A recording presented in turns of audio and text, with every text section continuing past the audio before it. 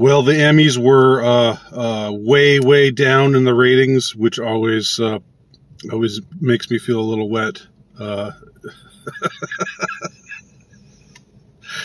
Should I keep this take? It makes me feel a little wet, as it were, metaphorically speaking, whenever I hear some big showbiz event getting embarrassingly low ratings. So that's one good positive to take from it. The other the other thing that happened at this Emmy Awards, apparently, and I like most people didn't watch them, but I found out about this later, is that the current king of woke late night comedy, Jimmy Kimmel, actually, I wouldn't say that he's the king. Colbert seems to edge him out by a little bit as far as insufferableness goes. And I know that Kimmel was once actually an anti-PC sort of guy. But unlike Adam Carolla, who stayed on the anti-PC track, Kimmel, shifted with the wind and became the abomination that he is now. They were both. The reason I mentioned them together is they were both hosts of a fairly mediocre, to be honest, but very by today's standards, very ballsy TV show called The Man Show, like back in the 90s, I think, or maybe it was right around the turn of the millennium. But it's interesting to see how their trajectories went in very different directions. Anyway, Kimmel is in trouble, and he might even lose his show. He might even lose his gig because of a joke that he performed, a gag that he performed at the Emmys that people got offended by, that the blue check marks are all up in arms about.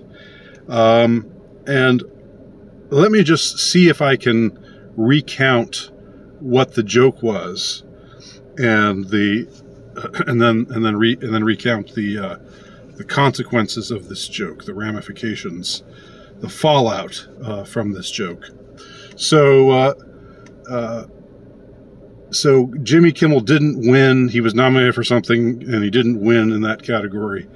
And so the joke was that he passed out backstage because he was so disappointed about having not won the award.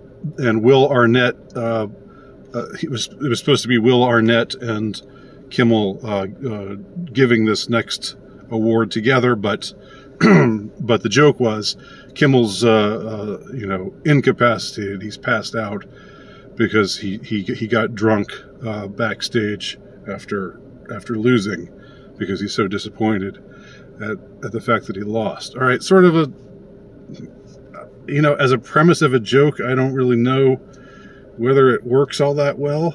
I mean, drinking until you pass out, like, it'd be one thing if he could.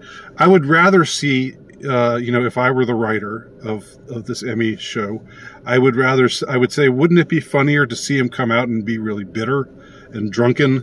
Isn't there more of a chance for comedy there than just to have him be passed out? And but apparently the Emmy writers, whoever came up with this sketch, said no, we're just going to have him be flat on his back on the floor, and Will Arnett has to drag him out. That's the gag. He has to drag him out to do this, to give this award for this particular portion of the show. So Will Arnett drags out the lifeless, unconscious supposedly unconscious, drunken to a stupor body of Jimmy Kimmel, and then presents this award, and the winner of this award is, ta-da, a black woman. Yeah, yas, queen. Woo! Empowerment.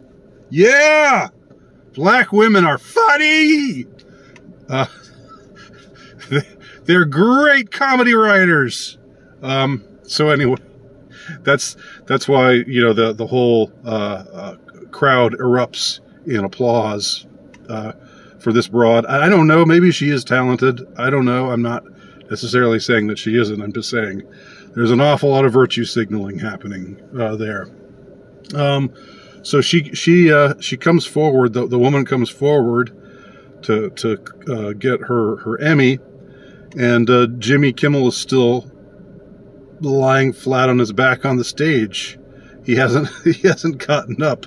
He's still see, this is the thing I almost admire about it. He was committed to the bit, right? He you know, if the bit was he's drunken and he's passed out, you know, he's just gone, you know, he's just gonna have to sleep it off, then like to just break from that and just say, oh, I'm getting up now, and acting normal again. That's not, you know, that's not committing to the bit. So I give Kimmel some points for his commitment to the bit. Now the woman who came up and claimed the prize, claimed the Emmy, didn't act like she was offended. She's just sort of played along with it. She said, "Hey, Jimmy, wake up, I won." And then he just kept lying there. So she set the Emmy on his stomach, and then, you know, gave her speech where she thanked whoever, you know, she thought was worthy of being thanked.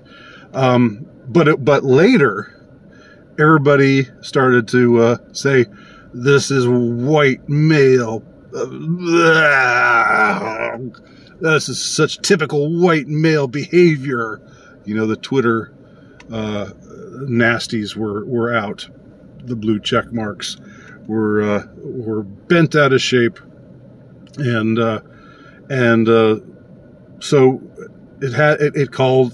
people are now calling for, you know, the cancellation of Kimmel.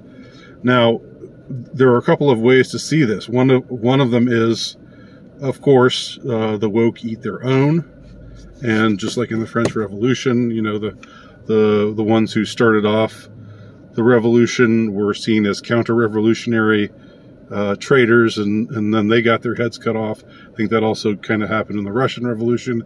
Anytime you know, there's purity spiraling taking place, you know, there's no real loyalty. You know, I guess not unless you're really high in the echelon of the woke hierarchy, which I guess Jimmy Kimmel is not. He's just an unworthy servant. And so they were saying it just showed blatant disrespect for this strong black woman. Again, again, if you watch the bit, she took it in stride. She didn't seem bothered by it. I wouldn't have been bothered by it if I were her. I would have just played along and been like, oh well, whatever. Like, no, stop doing your comedy bit, your lame comedy bit, and get up and acknowledge me, white man. No, that's not, that wouldn't have occurred to me. But what do I know? How can I possibly put myself in her position anyway, as a privileged white male, you know, who has basically who's broke and living in infamy, and the you know, the lowest depths of the lowerarchy. You know, how could I possibly understand? Anyway, so that's one lesson, is that they eat their own, something we already knew. It's interesting to see it happen to Jimmy Kimmel. It would have been much, I mean, and somewhat satisfying in a Schadenfreude kind of way. I would have enjoyed it much more happening to Colbert, because again, he's somebody, you know, I just would really like to kick him in the balls. If he appeared before me, and then it wouldn't hurt him because he would have no balls anyway.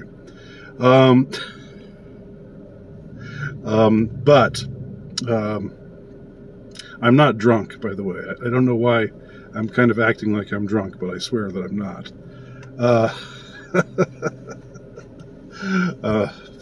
And pretty soon I'm going to pass out.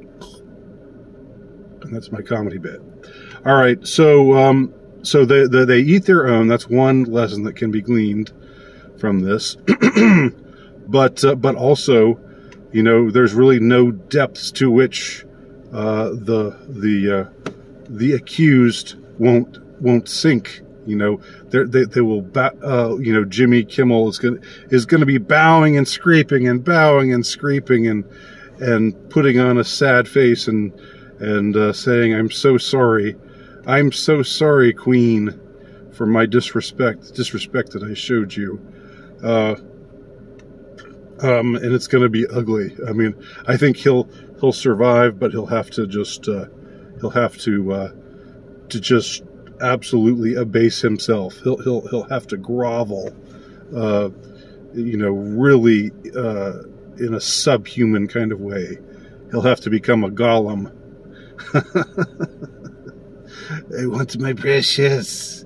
You know, we'll have to see him reduced to that kind of creature in order to hold on to what he's got.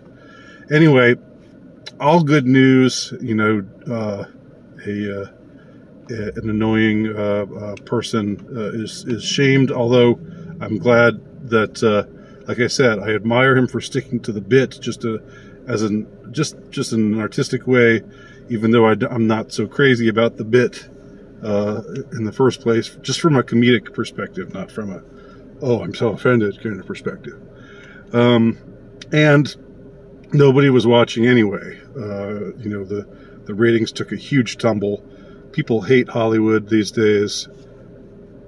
I'm thumbs up to that. So what do y'all think? Let me know. Leave your comments below. Thanks for watching.